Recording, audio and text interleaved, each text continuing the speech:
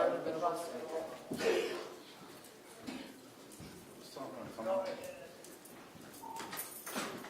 We're getting ready to start at 10. Could you send another person up here? We'll need somebody to lock up the attorney for Rocco.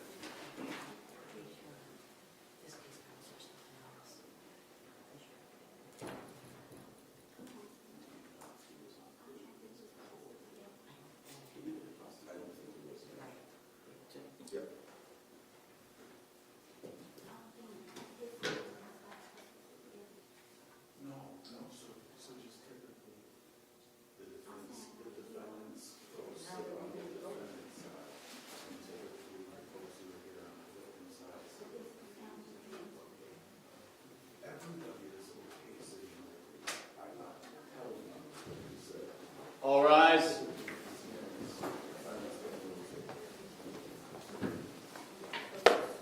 Good morning, everyone. You may be seated.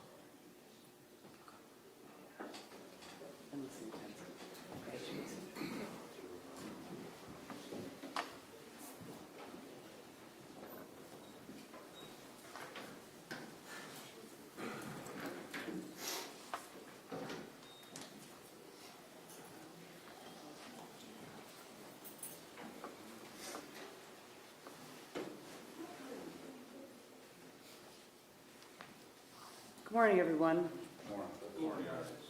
We're on the record in 3 cases in order of offense dates. They are case number 695-091, 695-281, and 695-144. This is the State of Ohio versus Donald Mynatt, who is here for sentencing in those matters. His attorney is with him, Brett Jordan.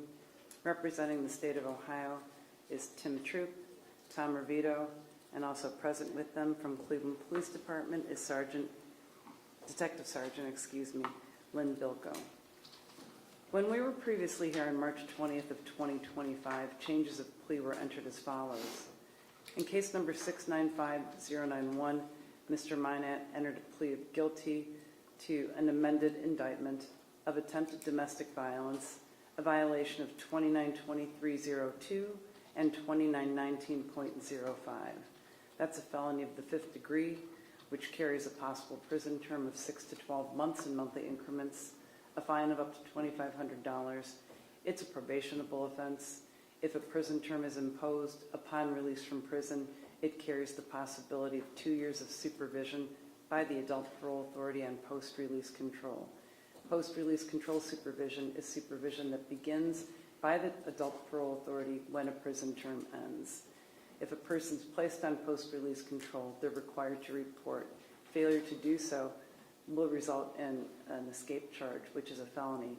Non-compliance may result in sanctions being imposed, including being returned to prison in incremental periods of time for up to half of the original prison term. The named victim in that case, your sister, is Tamara Mirabli. My understanding is that she could not be here today. The state of Ohio did provide a letter which will be addressed at the appropriate time in this proceeding. Also, back on March 20th of 25, you entered a change of plea in case number 695281. You changed your originally entered not guilty plea to a plea of guilty to failure to comply, a felony of the third degree, a violation of 2921.331B. That carries a Class II driver's license suspension of 3 years to life.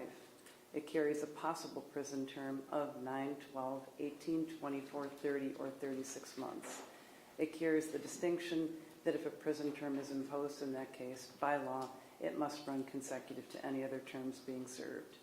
On that date, March 20th of 2025, you entered a change of plea in case number 695144. You entered a change of plea to count 2, a felony of the third degree, a failure to stop after an accident, a violation of 4549.02A1A, which also carries a Class 5 license suspension of 6 months to 5 years. In each of these cases, you face possible post-release control supervision if a prison term is imposed for a period of up to 2 years. I'll note that in 695091, that is, for the record, a re-indictment of case number 686216.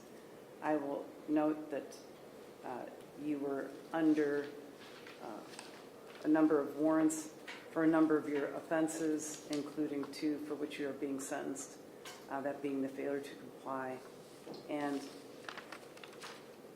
the failure to stop after an accident. I'll address that further in a bit. Today we're going to hear from the state of Ohio. I'm going to ask you initially if you've complied with the obligations imposed upon you pursuant to Mercy's law. We have, Your Honor, yes. Thank you. And what that means is that anyone who's a named victim has a right to be present and heard.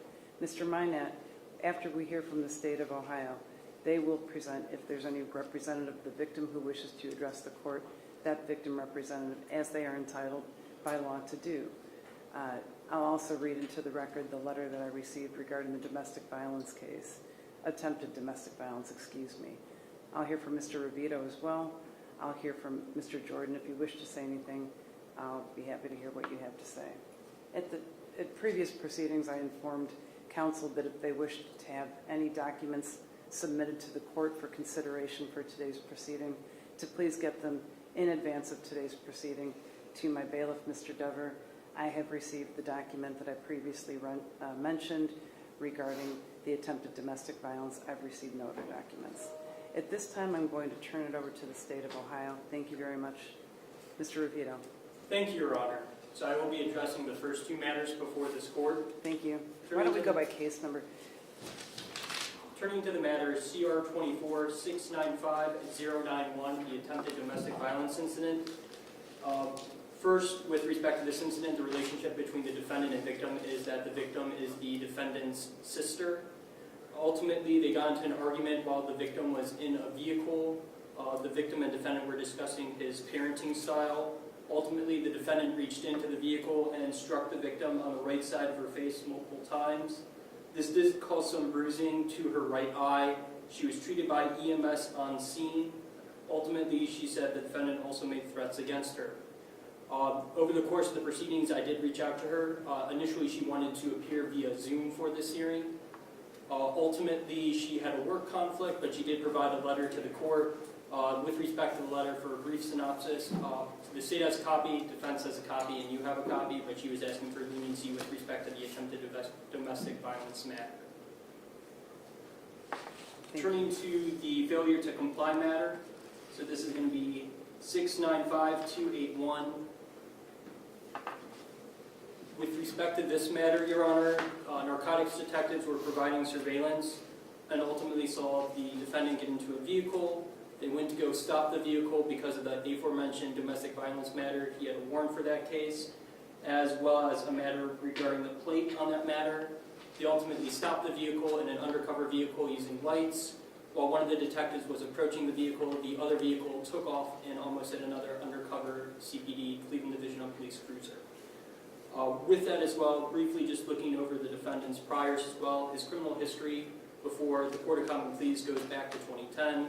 He does have multiple felonies before this court, including several attempted robberies, a robbery, but particular to these fact patterns, Your Honor, he had a DV in 2018 as well as a failure to comply in 2017. Ultimately, again, we're seeing this repeated conduct of behavior. I'll now turn it over to Prosecutor Truman. Thank you very much, Mr. Revito. Mr. Revito, I could at this time share for the record the letter received by the victim in the domestic violence case, the attempted domestic violence case, that being case number 695091. The named victim is Tamara Marable, Tamara The letter indicates as follows: Your Honor, good morning. My name is Tamara Marable. I would like to sincerely thank the court for allowing the opportunity to have my voice heard. I am unable to attend the hearing in person. The letter in part says, I have forgiven my brother, and I truly believe he deeply regrets what happened. While I fully understand the seriousness of the situation and that the final decision rests with the court, I do not believe that jail time is necessary in this case. I respectfully ask the court to consider alternative options such as counseling, treatment, or rehabilitation services for Mr. Mynatt. I believe that with proper support, he can continue making positive changes in his life and stay on the path of healing and growth. Thank you for your time and consideration. This will be marked as a court exhibit as part of the record. Thank you. Mr. Troop.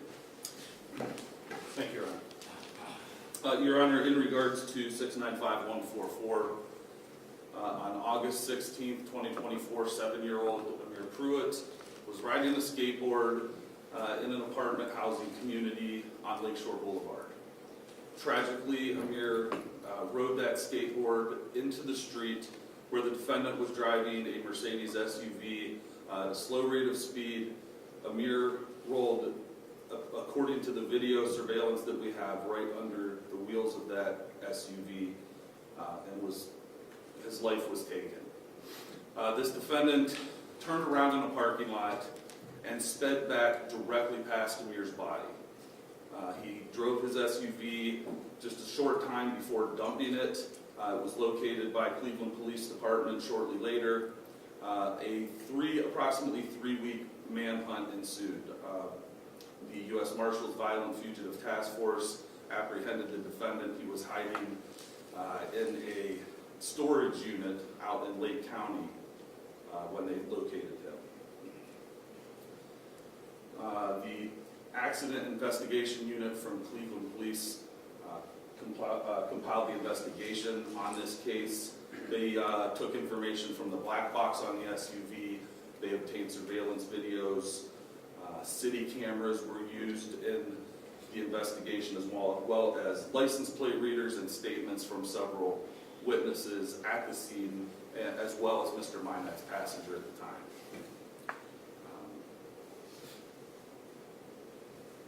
Amir's mother, Rayshonda Macklin, is present in the courtroom and would like to address the court. Thank you, Mr. Troop. Good morning. I'm Joan Sinnenberg. I'm so sorry to meet you under these circumstances. Miss Macklin?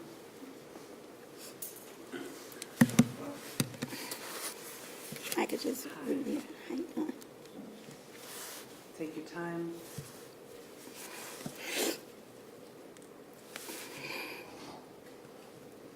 This is Rayshonda Macklin.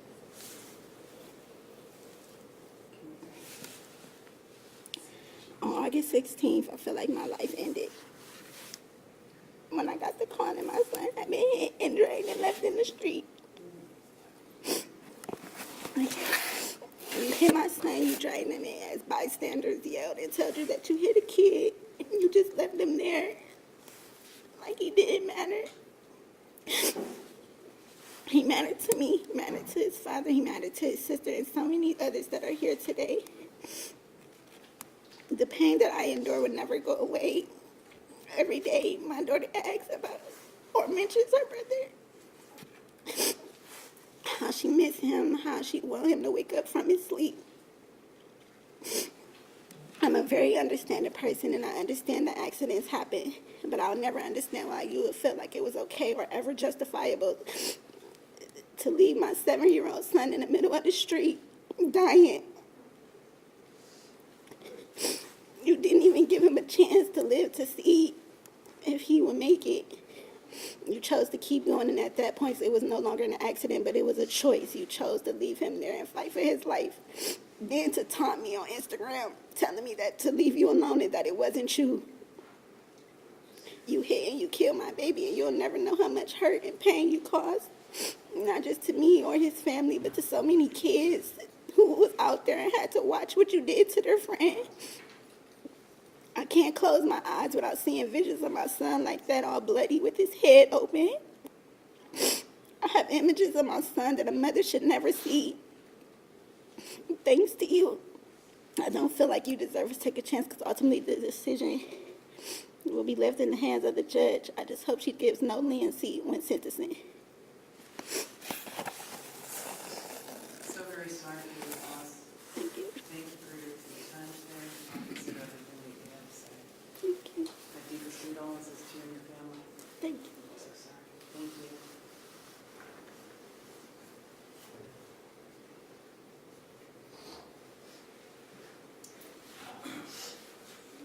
Your Honor, the purposes and principles of sentencing are to protect the community and to punish the offender.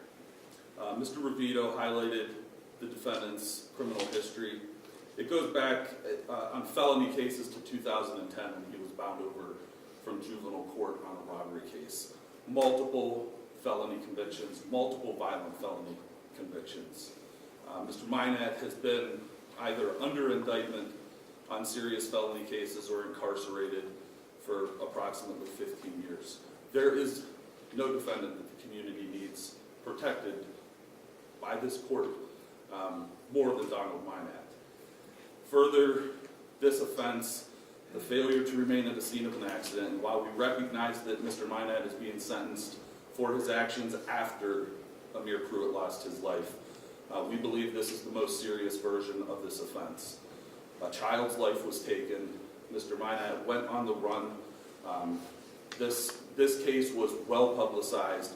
He knew that a child's life had been taken, and yet he fled. So we feel that this court certainly has evidence and facts before it that would call for a serious sentence to be imposed on these 3 cases. Thank you.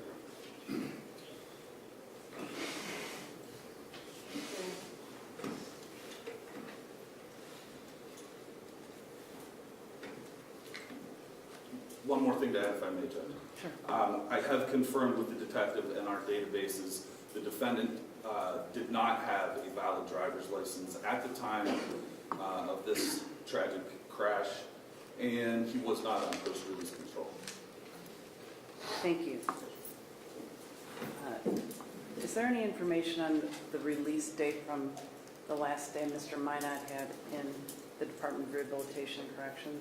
We've tried to search the databases, Your Honor, and we're not coming back with any information. Certainly I could provide it to the court at some point when I get access to that, but we don't have it right now. I know it could not have been before May of 2022 because there was still some programming going on in the penitentiary that he was participating in. Perhaps I can find out in a moment. Thank you very much, Mr. Troop. If there's anything further, please let me know. Thank you. And we'll hear at this time from the defense, but I do want to thank Ms. Mathlen once again for her time and offer deepest sympathies to you and yours. Mr. Jordan. Thank you very much, Your Honor. Your Honor, in answer to your question, it is my understanding that my client was released at the end of May of 2022, and he was not placed on PRC. Your Honor, to address the cases that have been addressed in order that they have been already addressed, with regards to 695091, as you have seen and read from the victim in this matter, that she has acknowledged that he has deeply regretted his actions, and she understands that counseling and treatment would be very, very beneficial to Donald so that he can stay on a path of healing and growth. She has forgiven him, and she again acknowledges that he has remorse for his actions. Judge, with regards to 695-281, the failure to comply case, Judge, I have seen the video with regards to this particular matter. He pulled off after being stopped, did make a left turn in front of another police vehicle. It was not a very close, almost striking the other vehicle. There was room. And Judge, what I'd like to point out from here is, as in most failure to comply, there's usually some kind of a chase to apprehend the person. In this particular matter, there was no chase. There was no indication of any high risk of high speed. There was no other indication of any other risk to the community after that. What we have here is he got away from the actual stop itself, and everything in essence stopped after that. Obviously he kept on going, but I would assert that there was no one chasing him. There was no need to be driving or putting anybody else in danger throughout the rest of it, as there was no chase. Judge, I would assert to the court that it's actually the least serious of this particular offense. As you know, we have many other cases where there's high-speed chases through neighborhoods, running off multiple stop signs, multiple traffic lights, in and out of traffic, on the other side of oncoming traffic. This was not that case here. Lastly, Your Honor, with regards to 695-144, first of all, I'd like to express my personal condolences to Amir's family and friends who are here in the courtroom. This was an incredibly tragic situation, and I am sorry that it happened, and I'm sorry that Amir is no longer with us. Judge, again, in this particular case, my client was operating the vehicle at about 5 miles an hour. Unfortunately, Amir was on a skateboard. My understanding was he was lying flat on it and rolled into the street. Afterwards, my client did turn around and came back towards where Amir was. He did not stop, and that was a bad choice on his part. However, at the time, Your Honor, there were multiple people outside. Multiple people ran towards Amir to help him.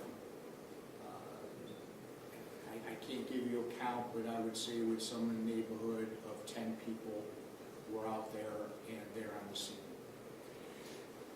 And I mention that, Judge, not as an excuse, not as anything but an explanation. At that time, he made the decision to continue on, knowing that other people were out there, and he was, quite frankly, afraid of what would happen to him had he stopped. Judge, with regards to his actions afterwards, I will let the court know that he did contact my office. I was, I believe at the time, out of town and or going out of town the next day. We were trying to make arrangements to voluntarily turn him in. However, prior to that happening, he was found and arrested at that time. So I will let the court know he had all intentions in turning himself in. And I can say that because, again, he did call my office and we were trying to make those arrangements. We did not get it done. I'm going to ask for there not to be any conversation, folks. I know this is a tough time, but if you would kindly just let us proceed here, it would be greatly appreciated. Thank you. Go ahead. And again, it's just, again, and my client will speak here today. He is very remorseful for everything that has happened. Judge, he has done 7 months in the county jail. He's had time to reflect. He's had time to think about self-improvement. Your Honor, understanding that all of these offenses are probationable offenses. His last case were in 2019, some 5-6 years ago. He did serve a 30-month sentence then.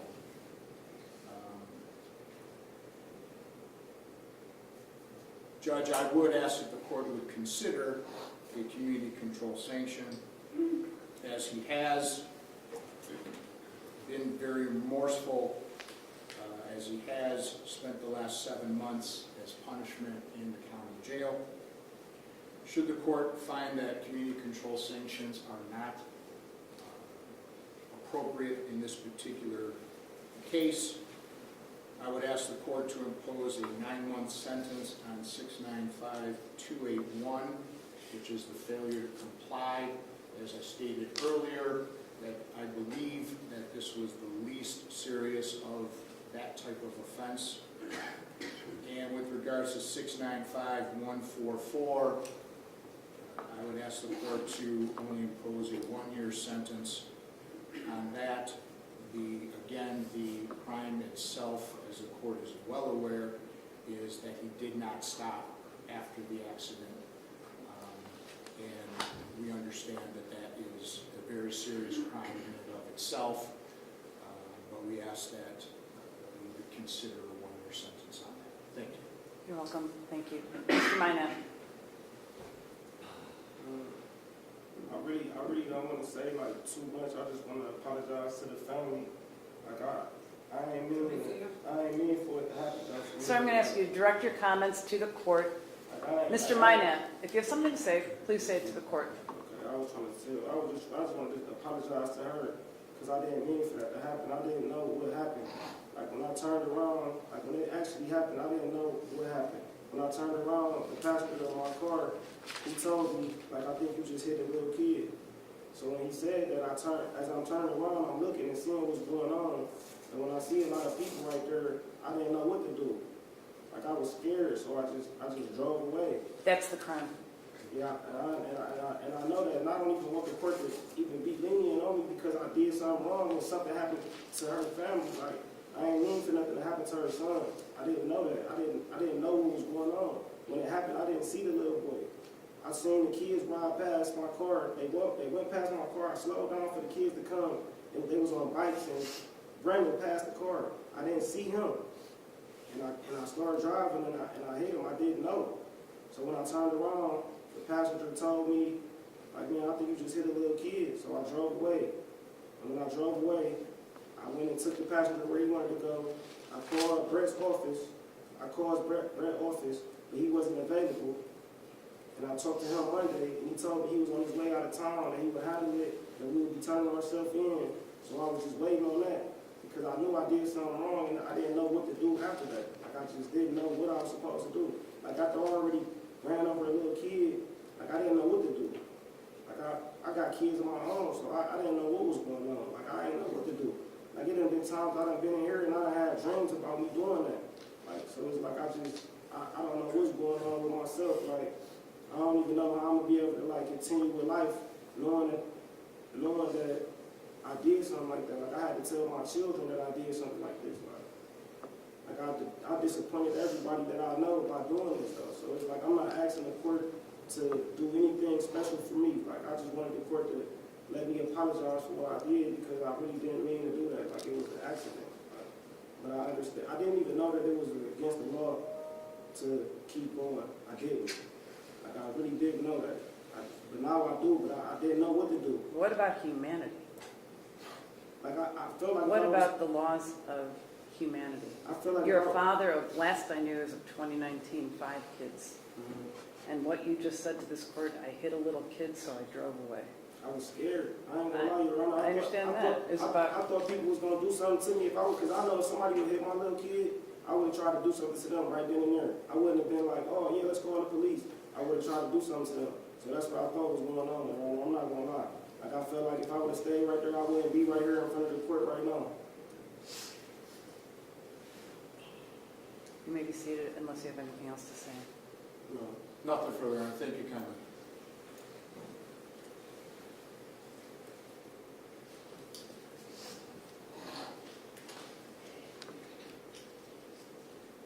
Thank you.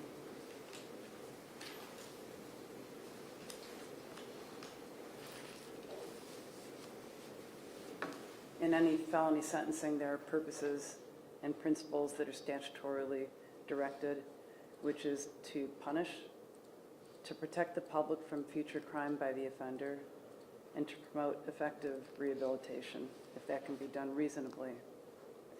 In determining how to achieve those goals, the court is required to consider the category of recidivism and the category of seriousness. Recidivism means the likelihood of someone offending in the future.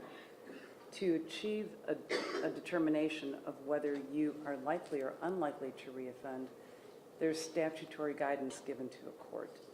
I've considered those factors, and what indicates that you have a very high likelihood of reoffending is your criminal past, as well as your adjustment to any kind of penalty, your history of disregard for others, your history of non-appearance in court, non-compliance on sanctions, and fleeing from any sort of justice.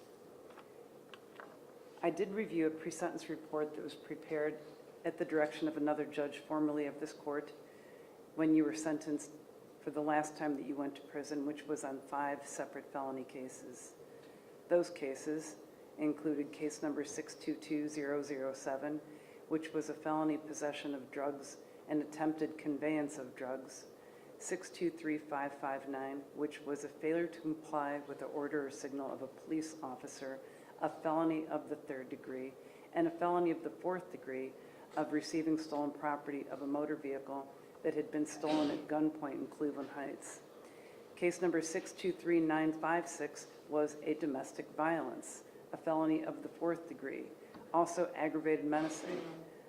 You ultimately served time on all these cases, but I'll note that the domestic violence carried a mandatory sentence because the victim, who was your girlfriend, was pregnant, and the law requires a mandatory term.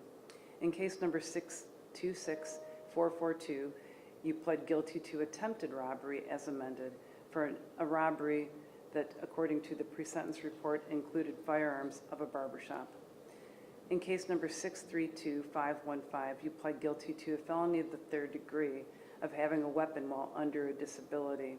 Also possessing crack, you had an active felony warrant at the time. According to this pre-sentence report covering those 5 cases, the date of which of preparation was July 18th of 2019. At that time, you were well known to law enforcement, including Cleveland Police Department, the Ohio Department of Public Safety, and Euclid. You were known to be a member of the Lakeshore Boys Gang or Lakeshore 6 Boys Gang. You were known to flee apprehension by law enforcement as a historical note in the pre-sentence report. As of July 18th of 2019, you were the father of 5, who today would be ranging in age from 6 to 18. That further revealed that you were shot in 2012. At the time of the preparation of this report, there were outstanding warrants for you out of Wycliffe for drug offenses. You have multiple driving license suspensions, and I'll note that at the time of the offense involving Amir, you didn't have a driver's license. Your driving privileges have been suspended at least 25 times as of the date of the 2019 pre-sentence investigation. You indicated in that report being a heavy alcohol user from the age of 15, a heavy pot user, referring to daily for each of these, from a younger age than that, I believe 12. As of the age of 15, a daily ecstasy user. As of the age of 20, a daily K2 user. as of the age of 23, a daily opiate user, and as of the age of 25, a heroin and crack user daily. Are you now 33 years old? I heard the state say your record goes back to, I believe your record goes back 20 years. I'll get to that in a moment. So this indicates a history, and as referred to earlier by the state, a history that includes similar charges to what you are being sentenced for today. Back to the recidivism issue. Having a criminal history is a likelihood of reoffending. Having an adult or juvenile criminal history so indicates. Not complying on probation is another indicator. Having a substance use issue that is unaddressed is another issue. Expressing remorse is to be considered when it comes to recidivism. I heard you say you didn't know what you were doing. You knew you left. That's the crime here. And you made it very clear. You left because of fear of repercussions and consequences by law enforcement or a court system. I did consider your criminal history, and it is extensive. I'm going to place it on the record because it is a factor I must consider in determining whether you are likely or unlikely to reoffend. At the age of 13, 2004, you were found delinquent of grand theft of a motor vehicle. Attempted grand theft of a motor vehicle. You were placed on community control. That was December of 2004. May of 2007, you were adjudicated delinquent of attempted receiving stolen property. August of 2007, you were placed on probation in juvenile court for attempted possession of criminal tools and criminal damaging, violated that supervision twice. You were found delinquent of aggravated rioting in 2007, December 2007. March of 2008 in juvenile court, there was a matter that was bound over that was felonious assault and robbery. In juvenile court in 2008, you were adjudicated delinquent of drug possession. In 2009, in juvenile court, you were adjudicated delinquent of robbery. There was a suspended Ohio Department of Youth Services commitment. You were placed on probation. You violated at least one time. You appeared in court over the period of about a year and a half on that matter. You were adjudicated delinquent of theft in 2009 in juvenile court. That was September. October of 2009, charge in the juvenile court of kidnapping and robbery was transferred to the General Division of the Cuyahoga County Common Police Court. In 2009 in Common Police Court, you pled guilty to robbery. You were placed on community control sanctions. You violated twice. In 2010 in Stowe Municipal Court, you were convicted of obstructing official business. There were warrants issued for you twice. In 2011 in Cuyahoga County, you were convicted of attempted robbery. A warrant was issued about a month after your change of plea. You were ultimately apprehended and sentenced to the Cuyahoga County Jail for a period of 6 months. August 2011, Stowe Municipal Court, drug possession and obstructing official business. You were convicted. There were warrants issued for non-appearance. Those warrants were recalled in 2014. In November of 2012, you pled guilty to attempted robbery. You received 17 months at Lorraine Correctional. In 2017, Euclid Municipal Court, you were convicted of drug abuse. In October 2017, a case out of Euclid in Cuyahoga County Common Police Court, you pled guilty to drug possession and received a 10-month sentence at Lorraine Correctional. In 2017, that would be November, a case out of Lyndhurst. You pled guilty to failure to comply with the order or signal of a police officer, a crime you're here for today, and received a 15-month period of incarceration at Lorraine Correctional. December 20th, 2017, you pled guilty to domestic violence, a crime that you are being sentenced for today with the attempt statute, received a mandatory period of incarceration of 6 months. In February of 2018, you pled guilty to attempted robbery and received a 15-month term at Lorraine Correctional. In November of 2018, you pled guilty to a weapon under disability and received a 9-month term of incarceration at Lorraine Correctional.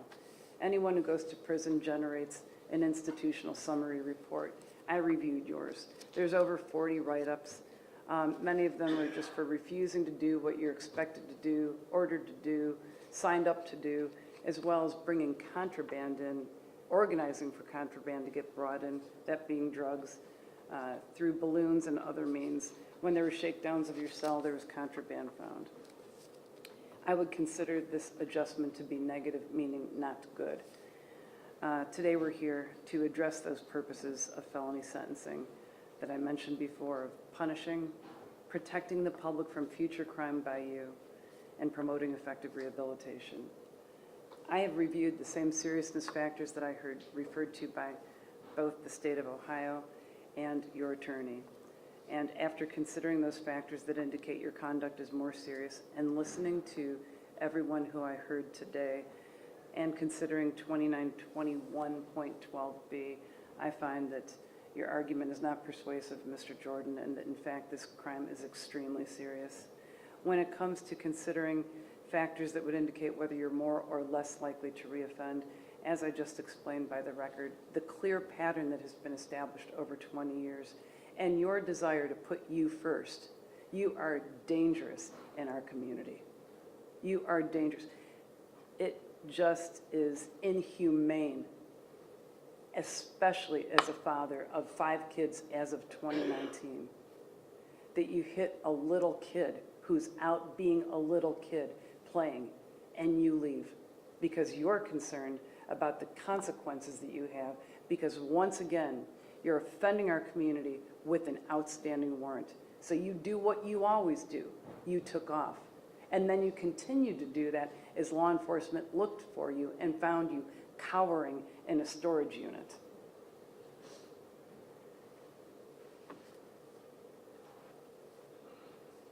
The crime was that you left. This is like humanity versus depravity.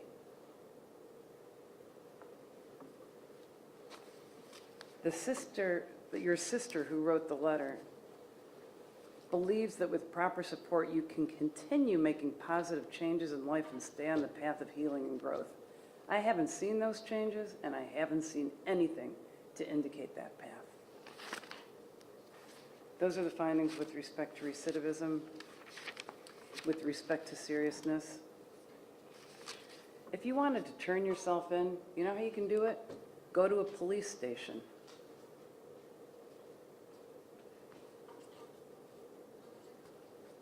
It's not about the miles per hour. By the way, driving once again without a license, no respect for even taking to the roadways. For years. This is not about what Amir was doing. This is about that you left, which is what you do, your fear of consequences.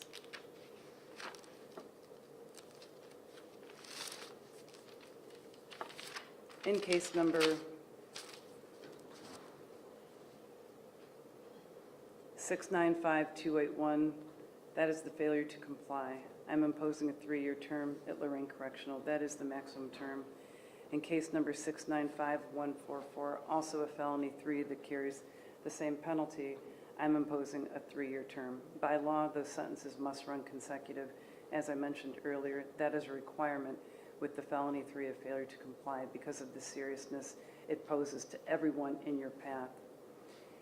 Considering what your sister had to say, in case, it's consecutive 3-year terms in 695281 and 695144.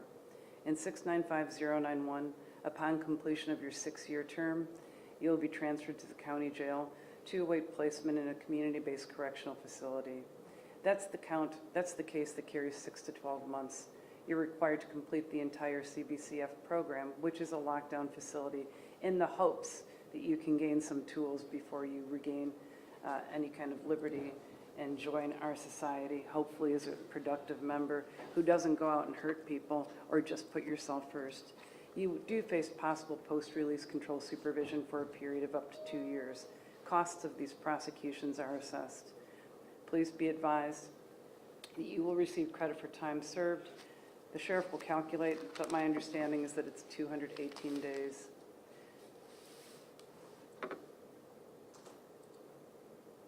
Your license is suspended in case number 695281 for life, and 695144, it is suspended for 5 years.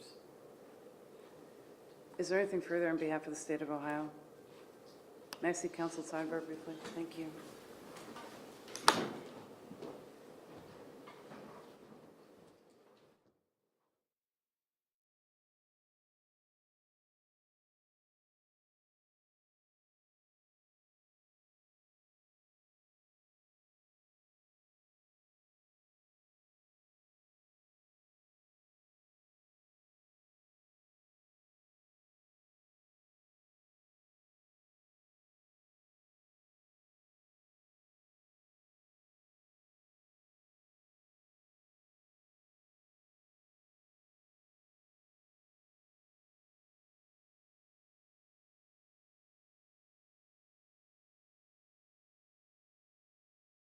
Sidebar, your attorney requested that you be appointed appellate counsel.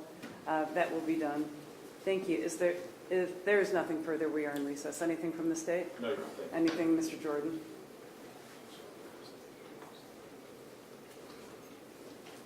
Your attorney also requested that you be found indigent and the cost be suspended.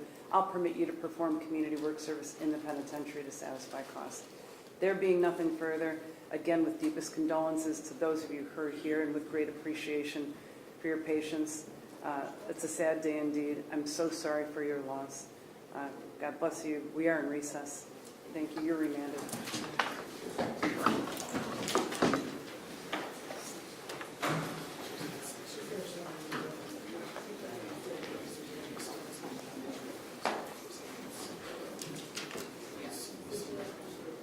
Have a nice day, fellas.